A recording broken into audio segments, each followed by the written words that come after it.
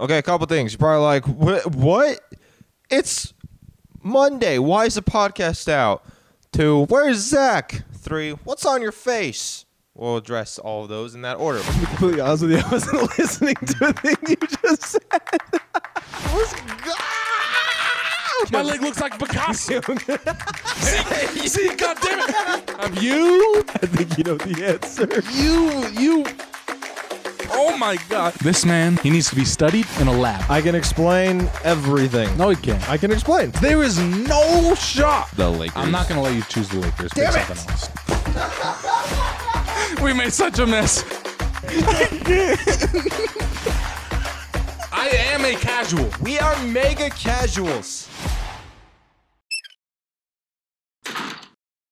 1. Yeah, me and Zach are going to be moving the podcast to Mondays now. We're going to record Sunday nights.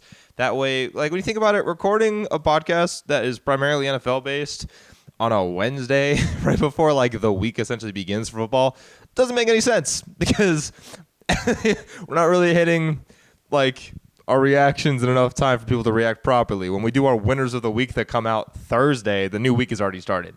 So that's number 1. Number 2, where's Zach? Zach could not do pod this week, and I was like, I'm not letting us go without a pod again. Like, we're not keeping this up.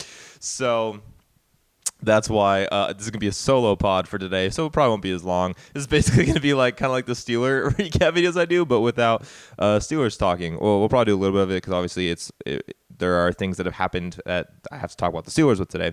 And then 3, what's on my face? I got acne, okay? I don't know. I'm 20. How am I a 23-year-old man who still gets acne around his face? I eat well. I drink water. That's like all I drink. An occasional Coke Zero. But that's it. I don't eat sugar. Like, where's this? Anyways, probably stress caused by the Pittsburgh Steelers. Okay. So let's talk about this week. As I'm recording this, the Eagles-Cowboys game has not even started. It starts in 20 minutes. And that is the biggest game of the week. So hopefully nothing too... I mean, obviously that's going to be one of the biggest matchups of the entire week. And if I had to give a prediction, game's in Dallas, I think, right? Game's in Dallas. Yeah, game's in Dallas. I'm probably going to say Dallas wins this game by like 2 or 3 points, which kind of gives Dallas sole control of the NFC. So that's that. But no, let's talk about this week. Going to go game by game. Obviously, if a game is not as, not just like important, but like it doesn't matter in the grand scheme of the NFL in week 14, we won't spend much time on it. So first game, you'd think this game doesn't matter because the two teams feel like they don't even belong in the NFL right now because no one talks about them unless you're talking about fantasy. But Tampa Bay did beat the Falcons today because now both teams are 6-7, and they join the Saints, who are also now 6-7. So we have a 3-way tie for the NFC South at 6-7. One of these teams is going to make the playoffs. But like talking specifically about the Buccaneers-Falcons game, I mean, no, we're going to talk about this game with regards to how it's going to play out for the NFC South. If I had to guess which of these teams, don't make me guess, okay? Because, like, let's think about this. Derek Carr is hurt, and he also just looks bad, and apparently his teammates don't like him because they're fighting with him. And yeah, they had a blowout today, but they beat the worst team in the NFL. And poor Bryce Young, he's probably going to get bust labels all over him when in reality, he doesn't have an offensive line. He just doesn't. like I get that the Saints defense, especially their pass rush, is really good. But like y'all saw the turnover that Bryce Young had where he fumbled, right? And I'm not going to lie, he had a pretty damn good move where he escaped pressure. But then when you're escaping one defender and there's still 5 more in front of you, you're going to get hit. So Bryce Young has A, no weapons, B, no offensive line, and did I do 1B? No, I did A, B, and then C, no consistency. He's now had 3 different play callers. He's had 3 play callers in the span of 1 season. Remember when Baker Mayfield had 3 in the span of 3 seasons? And we still were very patient with Baker. You got to be patient with Bryce, man. You don't get taken 1 overall like how he does without having a semblance of a future like franchise quarterback. But you have to build some consistency here. And in my opinion, David Tepper's one of the worst owners in the NFL because he just tends to meddle too much. And I'm also the same doofus that thought that the NFC South is going to be so bad that the Panthers might be able to win it, which I was right on half of that. So, yeah, but they're just not setting Bryce Young up for success. I mean, it's not like he was a great – I personally had CJ as my 1 in this draft, but I can see why Bryce Young would have been. He doesn't have character issues. The biggest knock on him was his size, for being completely honest. So – T's and P's for Bryce Young's second year in the league, man. Saints, yeah, I talked about it. They have some issues and also health concerns. And then, like, the Falcons, they're just, like, so... Like, if Salt was an NFL team, like, the flavor of Salt was an NFL team... No, if flour was... Like, the flavor of flour, just plain flour, was an NFL team, that would be the Falcons. Because you watch them... And there's just nothing there. They're such a tasteless team. Not like they're bad people or like they're a tasteless organization. They're tasteless. And there's nothing. There's nothing. It's just at least like with the Buccaneers, there's some fun. Like you've got 1,000-yard receiver or consistently 1,000-yard receiver in Mike Evans. You have Baker Mayfield trying to play for his future in the NFL. You have Rashad White, who's like one of the most underrated running backs right now in the entire NFL. And you have a defensive front, not secondary. Their secondary is not that great. You do not have a great secondary if you allow Drake London, Desmond Ridder, and Kyle Pitts to all torch you. Those are all now 2 of those guys have really good talent in Kyle Pitts and Drake London, so they should be torching you, but you should not be getting torched because of Desmond Ridder. So like I don't know who's gonna win this division. Like, the Saints feels like the safest bet, but with how their injury has been, like, I don't know if that's actually true. The Bucs feel like they have the most upside. So, like, if I had to rank it, it's probably Saints, Bucs, Falcons. I don't know, man. Let's stop talking about the NFC South. Next game, Rams-Ravens. Fun game. Rams really couldn't. I don't know if they want the Steelers fans want a bone thrown at this point, but I mean, it was a really fun, especially the way it ended, just like a walk-off game. This is a game, too, that 37-31. That is 68 combined points, one away from being very nice. But, like, this is a game that no one was expecting. I think the over-under for this was 41.5, I want to say, because of the weather. But, yeah, Puka Nacua is easily the second-best rookie in this class behind C.J. Stroud. Not even close. It's, like, 1, a pretty big gap, 2, and then, like, the biggest gap you've ever seen, and then, like, Tank Dell. But no, I mean the Rams look 6-7. I don't know if their record's going to be good enough to get them into the playoffs because of how pretty competent the NFC has been this year, except for the NFC South. But they are looking like a playoff team. I mean, the Ravens have a great defense. They really do. They have a great defense, and to put up 31 points on them in the rain in Baltimore and almost win this game is pretty commendable, especially for a team that really doesn't. I know you have Puka and Kupp and Kyron Williams, who's like becoming somewhat of a superstar. But besides them, like especially on the defensive side of the ball, they really don't have. I mean, I know they have Aaron Donald, but like aside from him, they really don't have any defensive key players, which is probably why they gave up 37 points. But in the offensive line as well, it's still like in flux all the time. So the Rams being 6-7, if they can win out or like maybe just lose one more game, I think they'll be a really fun team in the playoffs. But they're not gonna really do anything. But like. I wasn't one who was joining Zach early in the offseason, though, saying the Rams are going to be one of the worst teams in the league. I think for their future, they should have been one of the worst teams because then they could have had Caleb Williams. But I digress. Bears upset the Lions. Lions on fraud alert? I don't know. I genuinely don't know. If this wasn't a divisional game, I would be okay with saying yes, fraud alert. But divisional games are always different, man. They always are. It doesn't matter. The Bears could have been winless, and the Lions could have been undefeated, and this is still very possible. This is why, like, if any other, so the Bears are now 5-8, so they entered this week 4-8. Any other 4-8 teams playing the Lions, I think the line was like Lions -3. Any other 4-8 teams playing them, it's probably like Lions -7. But because it's a divisional game, that's why it's closer. So, I don't know. What I do know is the Bears are about to be in a pickle because Justin Field, especially over his last 10 games, has actually looked pretty damn good. So, like, the Bears are definitely going to have the 1 pick and then probably like 4 or 5. Like I said, they're 5-8 right now. So, they're probably going to end up with 4, 5, or 6. But they for sure going to have 1 because of the Panthers. And it's like, do you take Caleb Williams and trade Justin Fields, or do you keep Justin Fields and trade the pick? Because here's the thing. You can get way more for that pick than you can for Justin Fields. Justin Fields won't get you a first. He won't. He might get you a low second or a high third, but he's not going to get you a first just because of the concerns and the negatives. And to be fair, Chicago kind of did that to themselves. They've not schemed him properly, especially with his rookie year and his second year. They didn't use him properly. So now that he's starting to look more competent, it's not like, oh, yeah, he's going to be worth a first-round pick now. If I was the GM of the Bears, I'm drafting Caleb Williams and I'm trading Justin Fields. Here's why. Because you're restarting not only like the situation, but you're restarting a quarterback contract. Justin Fields next year will be entering his 4th year, which means they have to decide to pick up his 5th-year option. And after that, if they want him to be the guy, they're going to have to extend him. Quarterbacks are not cheap. Complete opposite. Even mediocre quarterbacks, or some would say below mediocre. Hi, Daniel Jones. You seem like a nice guy, but your contract is insane. They still get really, really, really big piles of money. So this gives the opportunity for the Bears to have a cheap quarterback for 5 years because if Caleb Williams performs how his expectations are, they're definitely going to pick up his 5th-year option.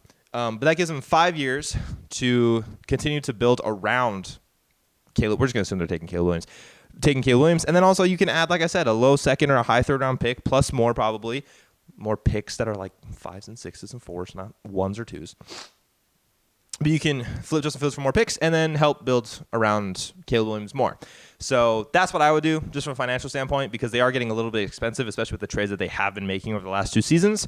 But no, the Bears, I mean, honestly, the Bears are not going to finish 500, but I think that they have a pretty interesting future ahead of them, especially with how the Lions have been performing. Now, the Lions, 2 weeks ago, powerhouse of the NFC, them and the Eagles were my 1 and my 2. Teams in the NFC that I think can beat the Lions in the playoffs. Philly, yes. Dallas, absolutely. 49ers, absolutely. Oh, yeah, 49ers are also my powerhouse. Sorry, I'm not going to act like they weren't. 49ers definitely could beat them. Who's the Monday night game? I genuinely have no idea. Oh, tennis. Oh, there's 2. See, now I'm thinking, could the Packers beat the Lions in the playoffs? The Packers look good, man. Oh, that's a coin flip. But, anyway, the point aside, the 3 main teams that you have to beat, I don't think the Lions can. So this is a real big blow because I think if the Lions wanted to have some success in the playoffs, they would have needed some help from other teams losing because they need that bye. I think that's actually very, very important. I think whoever they end up playing, either wild card, in the wild card, I think they'll beat. But, week of rest really helps. Colts, Bengals. What the fuck is going on in the AFC? So many 7-6 teams, especially with the Bills winning today. Bengals are... What are you doing? I genuinely have no idea. This is a situation where it's like, don't you want to... It's very kind of similar to the Steelers. Don't you want to lose? Because then you can, at least with, the Bengals, they already have their quarterback. So, lose, and that way you have a better draft position to help build around your quarterback.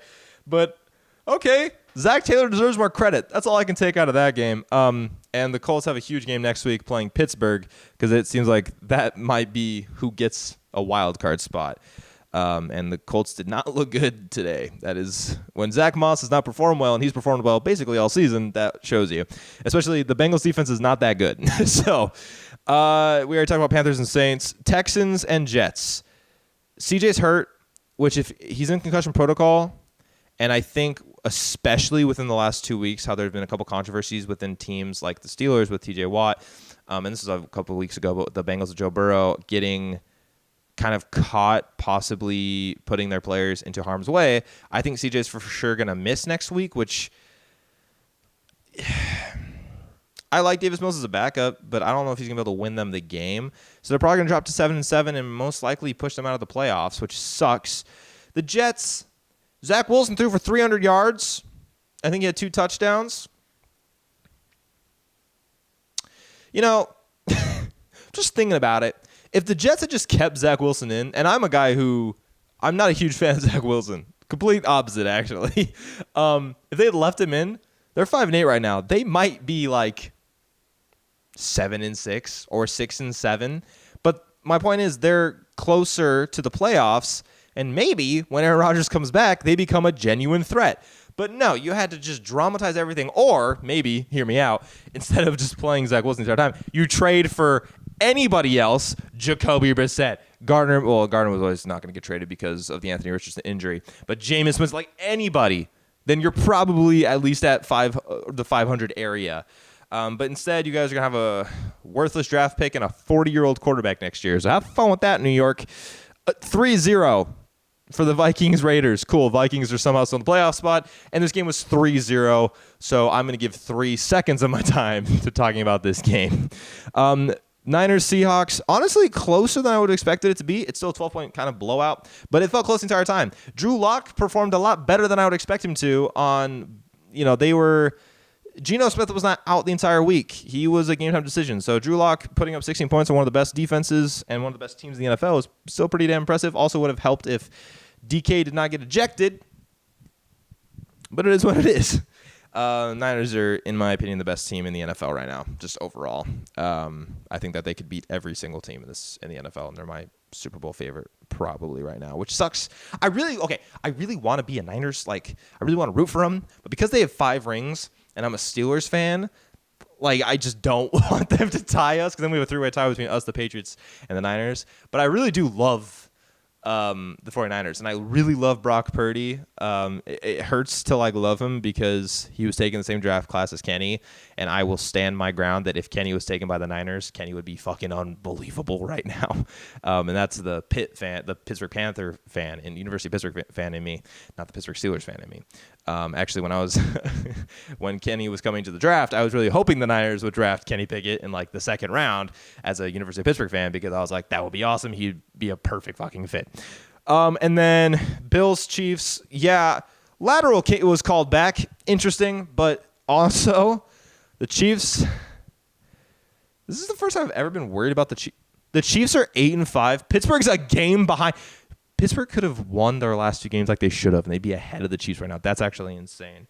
The Chiefs do not look good, and they're missing the biggest thing. Well, 1, Travis Kelce's clearly on the decline, and 2, they don't have a playmaker. And this is why Tyreek Hill, in my opinion, should be the MVP of this season, and why he should be in consideration last year. The Chiefs have taken a monumental downfall. Yeah, they won a Super Bowl. Still a downfall offensively since he left. He was a huge cornerstone. I'm not going to say Mahomes was built because of Tyreek, but he sure as hell helped Mahomes. That's for damn sure. And then Tyreek goes to Miami, and he turns what everyone thought Tua Tagovailoa was a bust into a MVP-esque quarterback both seasons that he's been in Miami. So, yeah, Tyreek Hill is going to win Offensive Player of the Year this year. He should be MVP. That's end of story. And then 24/7, the Broncos beat the Chargers. Staley is going to be fired tomorrow, right? Right. Going into half, what was it, 10-0? I was like, Chargers could maybe win this game. And then Herbert gets ruled out. And then you just see the schemes are drawing up. And when I'm comparing an offense to the Steelers' offense, it's not a good sign. Also, Staley loves analytics, and I get that they're very important and an essential part of the league right now. But sometimes just take your points, man. Just punt. It's becoming a detriment of him. When he first came into the league, he was he's the young hot coach who's going for it, and it's awesome to see. But now it's you haven't learned your lesson. That it's gonna bite you in the ass. That's why people praise John Harbaugh for it, because for John Harbaugh it works out more than it doesn't. With Staley, it's complete opposite. And then obviously we have the Eagles Cowboys game tonight, and then Titans Dolphins tomorrow, Packers Giants tomorrow. Packers are gonna win, and Dolphins are gonna win. So it's kind of my initial reaction to every single game. I'm not gonna lie to you guys. We decided on doing this recording on Sundays. We decided this yesterday, so I don't have too much prepped for today. But I can look at last week's, or like what we were going to do this week. Who's my winner of the week? That's hard. Justin Fields' trade value? No. My loser of the week might be Chicago for having to make the decision between Justin Fields and Caleb Williams. But actually, no, my loser of the week is anybody who had to watch the Vikings-Raiders game. That was our poo-poo bowl of the week. But winner of the week. Like, Debo could get that because he had a monster game. The Bills for staying alive. Like, there's a couple good options. Kyle Pitts fantasy owners, if they still exist. But there you go. There's a couple winners, and then a loser of the. Or I kind of gave you a loser. Kind of gave you. Yeah, the fans are definitely losers for watching that game. Oh, okay. Yeah, actually, I'm gonna save some of these for next week because they are segments that I want to do with Zach. But I'm going to talk about these teams and if I think that they're going to make the playoffs or not as of right now. Obviously, things will change between next week, so that's why I can still do this with Zach next week. But don't ask me about the NFC South. I don't know, and I don't care who's going to make the playoffs, okay? Whoever makes it isn't going to do anything, so who cares? Rams, they could be fun, man. They could be fun. What's the Rams' schedule look like? I need to see. Because if they have an easy-ish schedule, I think they might make the playoffs. All right, looking at it. Commanders, that's a win. Saints, that's a win. Giants, they're going to win out, and then they have to play the Niners the last week of the season. So they're going to go 3-1. What's that put them at? What are they right now? They are 6-7. So they're going to go 9-8. That's not enough for the playoffs, is it? I think I'm going to miss it. Ravens, they're going to make the playoffs. They're probably going to win the 1 seed in the AFC as well. Lions, they're going to make the playoffs, but they'll probably make it a round in if I had to guess. Bears, no. Colts, I don't think so, man. I just don't think so. I don't think they have enough. It sucks because they're kind of a fun team at the beginning of the season, but it's catching up with them. Bengals, because of C.J. Stroud's injury, because of how bad. No, actually, I think there's another team I'll talk about later, but I don't think the Bengals are going to make it just because of how depleted they are. I don't care how good Jake Browning has been. I don't think they're going to make it because of another team that I'll talk about. Panthers, don't stop. Saints, we don't talk about the NFC South. Texans, I think they're going to miss it just because of C.J. Stroud's injury, and I think it's going to put them out for at least a week, which is just going to be another loss that they really can't sustain. Jets, stop. Vikings, they don't look good.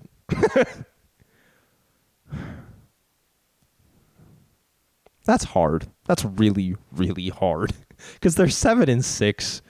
Can they win 3 games and get? Okay, let's look at their schedule because if they can win 3 games, then I think Vikings schedule. If they can win 3 games, Bengals, ew. Lions, no. Packers, no. Lions, okay, they're not going to make the playoffs. They might win 1 game in the next 4. Raiders, stop it. Seahawks. They're under 500 right now. I don't think so. No, I'm sorry. Niners, stop. They're the best team in the NFL right now. Bills, I think the Bills are going to make it. I do. Chiefs, they're going to make it. I don't know why I hesitated. Broncos, I think they're going to make it. I do. I think the Bills and the Broncos are going to make the playoffs. And then Chargers, I don't think they're going to make it. Obviously. Why did I say that? Also, there's a game missing. I didn't even talk about the Jacksonville Browns game. How did I completely skip over that game? But Jacksonville drops to 8-5. The Browns go up to 8-5. Jacksonville's gonna make the playoffs because they're gonna win the AFC South. But the Browns make the playoffs?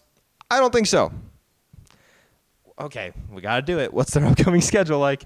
Because the Browns' route is obviously schedule.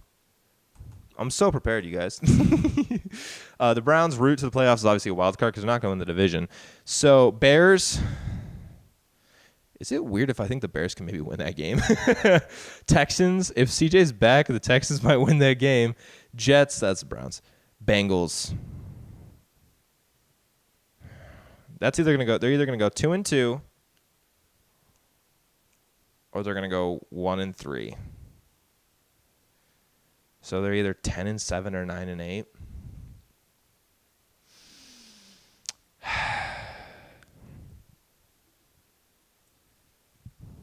They're not going to make the playoffs. I don't know. Their defense is top notch, but that offense is just so ugly. Like, I know they put up points, but the Jaguars' defense has not been good as of lately, so I'm not going to use the Jaguars as a prime example.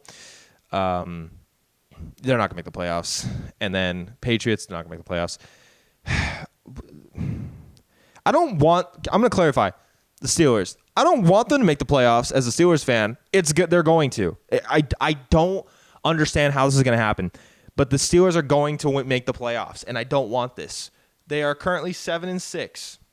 This is a team that probably most definitely should be 10-3 based on the matchups they've had. Not the talent, but their matchups. No, they talent, yes. The coaching is the problem. But they have the Colts, they have the Bengals, they have the Seahawks, and they have the Ravens. And I don't know how, but somehow the Steelers are going to win 3 of those games. And it's going to be the Colts, the Bengals, and the Seahawks, and they're going to lose the Ravens. And somehow the Steelers are going to go 10. They're going to go 10-7. Oh, my God. The Steelers are going to go 10-7 and make the – so that means, in my opinion, your wild card teams are going to be the Bills, the Broncos, and the Steelers. And the Steelers are that like army and clown emoji, the army and clown meme that you see where it's like they should not be there. They're also like the drag. No, that's what it is. The 3 wild card teams, the Steelers are the goofy dragon head of that Hydra meme that you see. This is what they are because they shouldn't be there. But just the bullshit that is in Pittsburgh and with Mike Tomlin, they're going to make the playoffs. So there you go. There's that. And then, let's see, was there any other like really big highlights or talking points? Is Jared Goff the guy in Detroit? Should they draft a quarterback? It's a pretty deep quarterback draft. Like, Bo Nix or Jaden McDaniels are available. Do the Lions do it? I know they have Hendon Hooker. But do you take, if the Heisman winner is there, do you take him? And I like Jared Goff. But do you do it? Because this team is set up. And Jared Goff is expensive. So kind of like I was talking about with the Bears, if you draft a quarterback, you get 5 years to pay other players and build around the quarterback. And we thought that the Packers were going to be 2 or 3 years away from winning this division, but the Packers are looking good in the second half of the season. So you're going to have to keep up. So honestly, I don't hate that idea, even though I really like Jared Goff as their quarterback. Other teams that should think about drafting a quarterback. The Bucs, obviously, and I think the Bucs are probably going to, whatever NFC South team doesn't make the playoffs is going to draft a quarterback just because of their draft position, except for the Panthers, obviously, because they don't have a draft pick. But the Bucs should draft a quarterback. The Falcons should either draft a quarterback or trade for Justin Fields. I think that'd actually be really fun. Watch Arthur Smith ruin another talented person. Well, Justin Fields is kind of already... No, he's on the uptick. We're going to give him the benefit of the doubt. Colts don't need it. Bengals don't need it. Jaguars don't need it. Do the Browns draft a quarterback? Okay, here's what we're going to say. Should the Browns draft a quarterback? Absolutely. Will they? Hell no. They owe Deshaun Watson how much fucking money? There's no way in hell. But the smart thing would be to draft a quarterback because Deshaun has not looked good when he's been on the field. Saints need to draft a quarterback. Texans are fine. Dude, the Jets don't have first-round draft picks, so no. Did the Vikings draft a quarterback? Kirk Cousins comes back next year, but he's getting old. No, Kirk Cousins is a free agent. So if he does come back, he's getting old. But do they draft a quarterback? Something to think about. Raiders draft a. Look at me, Vegas. I'm so sorry. Look at me, Vegas. Draft a quarterback. Seahawks, another. Okay, there's so many teams that actually need a quarterback. This isn't even funny. Like looking at the remaining teams, Seahawks, yes. Broncos probably should, even though Russell looks good. Titans, probably not. And then Giants absolutely should. I know they just paid Daniel Jones, but they still should draft a quarterback. 30 minutes? It's felt so much longer than that. So yeah, there's our quick breakdown. My quick breakdown of week 14. Oh yeah. Also, remember when Sean McDermott compared You know what he compared? I'm not going to say it on the mic because I don't need this getting suppressed for any reason. But remember that? I know it was back in 2019. Here's my question. How'd that take 4 years to get out? That is something that anyone would be able to, like, you think that would leak the day after. That was 4 years ago? They keep shit tight in Buffalo, apparently. That's crazy. Justin Herbert continues to be wasted away in the Chargers. Bill Belichick, that's what I'm really curious about. For me, Bill is either going to go to Washington or he's going to go to Los Angeles for the Chargers. I would rather him be in Washington because I still have my skepticism about Belichick as a coach right now. Because ever since Brady left, I know that you're losing the greatest of all time, but like, still has not looked very good. And personally, for me, I would love to see what Harbaugh does. Jim. Why do they both start with J? That's so annoying. Michigan Harbaugh. I'd love to see him and see what he can do with Herbert. But or Ben Johnson. Fuck. Those are both really interesting. What'll probably happen is based on what the Panthers have done, they're going to throw a shit ton of money at Ben Johnson, and Ben Johnson's going to be the head coach of the Panthers. And then there's going to be so many openings. I'm not even going to speculate on which teams are going to need coaches because it's just going to happen. So, anyways, I'm also trying to think of, like, I've got enough social, like, clips from this. I think I do. I think we're good. All right. Well, I hope you guys like this new template. Listen, I'd like to record after the Sunday night games, but I don't want to record it 8:30 at night. I don't think Zach wants to record it 9:30 at night his time, because then I have to spend, half an hour editing, like getting the wallet winner stuff up and putting everything together, waiting for Zach's clips to get my way. And so we'll work on it, okay? Maybe we'll do it like during the game. That actually might be kind of fun.